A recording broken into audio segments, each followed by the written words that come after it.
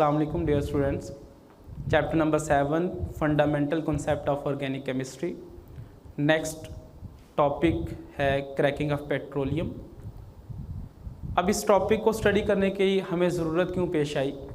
Last lecture में हम लोगों ने स्टडी किया कि फ्रैक्शनल डिस्टिलेशन प्रोसेस से सिर्फ और सिर्फ हमारे पास 20% गैसोलीन ऑब्टेन होता है। अब ये जो 20% गैसोलीन है ये हमारी डिज़ायर को पूरा नहीं करता, मतलब डेफिशिएंसी है। तो इस डेफिशिएंसी को पूरा करने के लिए हमें क्रैकिंग ऑफ पेट्रोलियम की ज़रूरत पेश आई। यही इसकी बेसिक नीड है क्रैकिंग ऑफ पेट्रोलियम की, जिसमें जो बड़े बड़े और लॉन्ग चेन हाइड्रोकार्बन मौजूद हैं जिनकी ज़रूरत कम से कम है, उनको तोड़ के छोटे छोटे हाइड्रोकार्बन्स बनाए गए जो as a petroleum product use होते हैं, एज ए गैसोलीन इस्तेमाल होते हैं, एज ए पेट्रोलियम यूज़ होते हैं। अब इसकी प्रॉपर डेफिनेशन की तरफ आते हैं, प्रॉपर कॉन्सेप्ट की तरफ आते हैं क्रैकिंग ऑफ पेट्रोलियम के। कि जो क्रैकिंग ऑफ पेट्रोलियम है उसका नेम ही हमें बता रहा है कि जो लॉन्ग चेन हाइड्रोकार्बन है, डेफिनेटली लॉन्ग चेन है तो उनका हाई मॉलिक्यूलर वेट होगा और हाई बॉइलिंग पॉइंट होगा, क्योंकि बॉइलिंग पॉइंट डिपेंड करते हैं मॉलिक्यूलर वेट पे। जब हम उनको ब्रेक करेंगे, अब यहाँ पे पहले एक बात क्लियर कर लेते हैं कि वो जो हाइड्रोकार्बन्स हैं वो सैचुरेटेड हैं, जिनमें कार्बन नंबर 1 से लेकर कार्बन नंबर 40 तक जो है वो एग्जिस्ट कर रहे होते हैं। अब इनमें दो तरह के बांड हैं, एक कार्बन कार्बन बांड है और दूसरा कार्बन हाइड्रोजन बांड है। तो कौन सा बांड ब्रेक करेगा? इसमें कार्बन कार्बन बांड ब्रेक होता है, जिससे वो बड़े बड़े हाइड्रोकार्बन छोटे छोटे हाइड्रोकार्बन में कन्वर्ट हो जाते हैं। अब डेफिनेटली पहले वाली बात होगी, अगर लॉन्ग चेन हाइड्रोकार्बन है, हाई बॉइलिंग पॉइंट होगा, हाई मॉलिक्यूलर वेट होगा, जब वो कार्बन कार्बन बॉन्ड ब्रेक होगा तो लोअर हाइड्रोकार्बन बनेंगे, लो मॉलिक्यूलर वेट होगा और लो बॉइलिंग पॉइंट होगा अंडर डिफरेंट कंडीशंस। अब वो कंडीशंस क्या हैं? टेम्परेचर हो सकता है, प्रेशर है और कैटलिस्ट है। अगर हम इसको प्रॉपरली डिफाइन करें तो हम डिफाइन कर सकते हैं the process in which long chain hydrocarbon with high boiling point and high molecular weight are broken into lower hydrocarbon with low boiling point and low molecular weight is called cracking of petroleum। अब cracking of petroleum में हमें यह भी पता चल गया है कि कार्बन कार्बन बॉन्ड ब्रेक होता है। आइए हम देखते हैं, इसको एक्सप्लेन करते हैं केमिकल रिएक्शन से।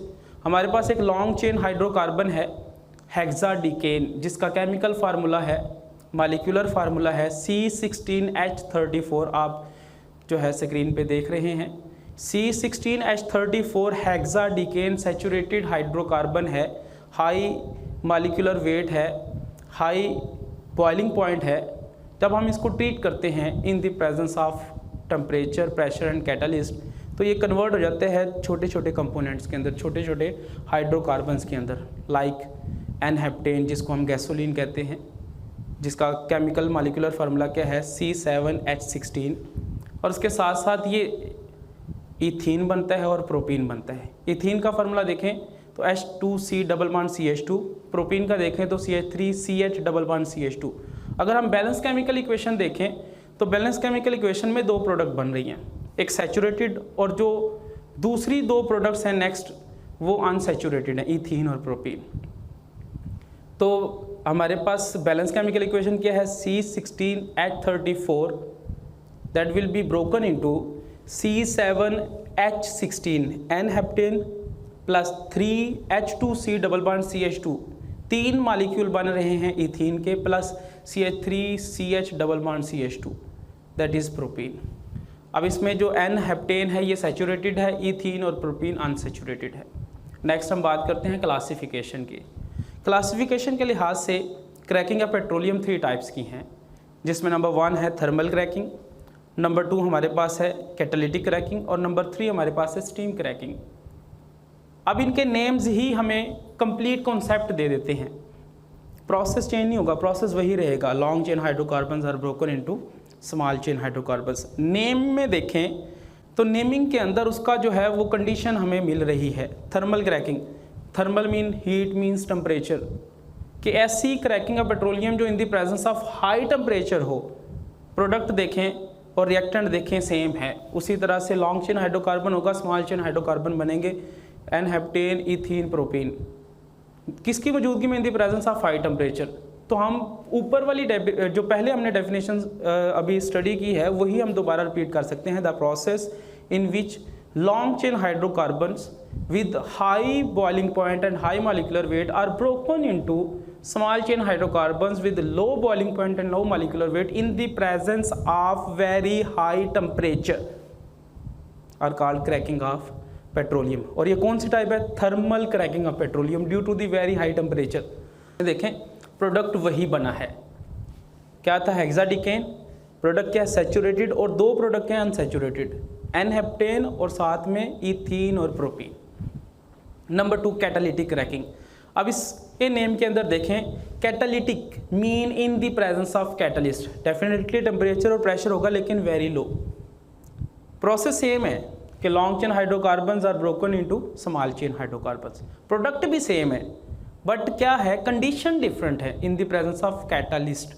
अब वो कैटलिस्ट क्या है? नेम याद रखने हैं, नेम के साथ साथ उनका केमिकल फार्मूला भी लिखना है आप लोगों ने।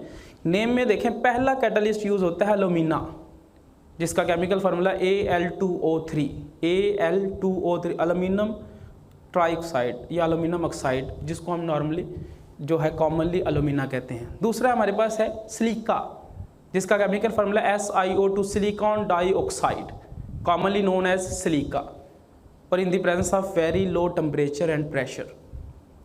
प्रोडक्ट सेम है, केमिकल प्रोसेस सेम है। नंबर 3 हमारे पास है स्टीम क्रैकिंग। स्टीम क्रैकिंग में देखें तो फर्स्ट ऑफ ऑल हम उन लॉन्ग चेन हाइड्रोकार्बन्स को मिक्स्ड करते हैं विद द स्टीम।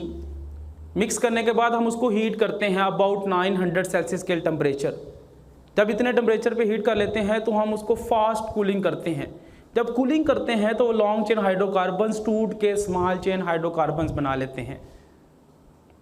लेकिन इनमें उन कंपोनेंट्स के अलावा भी कुछ कंपोनेंट्स बनते हैं जिनको हम बाई प्रोडक्ट्स कहते हैं। अब वो बाई प्रोडक्ट्स में क्या है? हमारे पास इथीन प्रोपीन के अलावा ब्यूटीन, पेंटीन और बेंजीन भी बनते हैं। अब ये जो बाई प्रोडक्ट हैं ये फिर क्या होते हैं? इनको आगे यूटिलाइज किया जाता है डिफरेंट इंडस्ट्रीज़ के अंदर डिफरेंट प्रोडक्ट्स बनाने के लिए। अब वो डिफरेंट इंडस्ट्रीज़ क्या हैं? फॉर एग्जांपल इनको यूज़ किया जाता है पॉलिश इंडस्ट्री के अंदर, डिटर्जेंट इंडस्ट्री के अंदर, पॉलीमर्स बनाने के लिए इनको यूज़ किया जा रहा है, वर्निशेस बनाने के लिए यूज़ किया जा रहा है। मतलब ये डिफरेंट प्रोडक्ट्स हैं जो आगे यूज़फुल हैं हमारे लिए डिफरेंट लेवल्स के ऊपर। तो इसके अंदर अगर हम कंपेयर कर लें कि थर्मल क्रैकिंग, कैटालिटिक क्रैकिंग और स्टीम क्रैकिंग में से, तो हमें पता ये चलता है कि स्टीम क्रैकिंग सबसे ज़्यादा बेहतर है इन तीनों में से। क्यों? क्योंकि इनमें जो बाई प्रोडक्ट्स बन रहे हैं वो आगे फर्दर प्रोडक्ट्स बनाने के लिए इस्तेमाल हो रहे हैं डिफरेंट इंडस्ट्रीज़ के अंदर। तो ये हमारे पास क्या है? ये इसकी इम्पोर्टेंस भी है क्रैकिंग ऑफ पेट्रोलियम की। अगर इम्पोर्टेंस को हम अलग से देख लें तो नंबर 1 हम क्रैकिंग ऑफ पेट्रोलियम की इम्पोर्टेंस में देखें तो हम क्या कह सकते हैं? To increase the product of या amount of product of gasoline.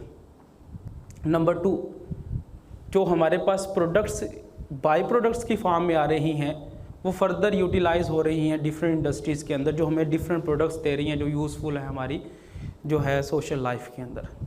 Thank you.